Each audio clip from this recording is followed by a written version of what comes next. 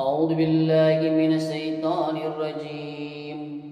بسم الله الرحمن الرحيم. الله لا إله إلا هو الحي القيوم لا تأخذه سنة ولا نوم له ما في السماوات وما في الأرض. من ذا الذي يشفع عنده إلا بإذنه يعلم ما بين أيديهم وما خلفهم ولا يحيطون بشيء من علمه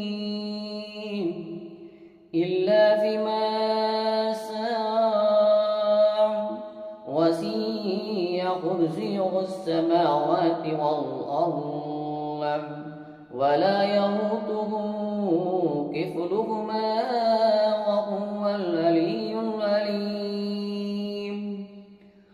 அல்லாஹ்வை தவிர வணக்கத்திற்குரியவன் வேறு யாரும் இல்லை.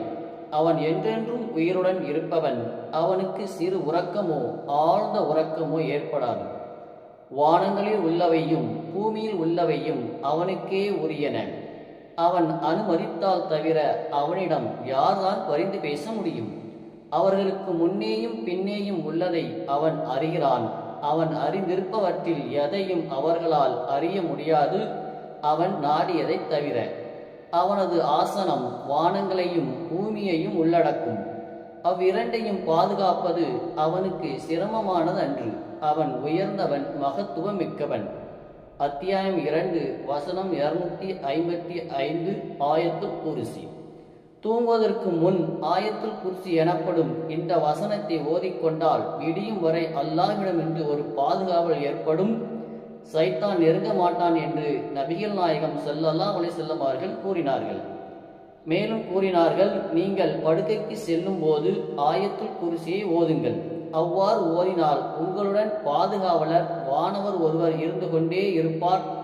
காலை நேரம் வரும் வரை சைத்தான் உங்களை நெருங்கவே மாட்டான். இதை அறிவிப்பவர் அபூ ஹுரைரா ரலியல்லாஹு அன்ஹு அவர்கள். நூல் புகாரியில் 3275.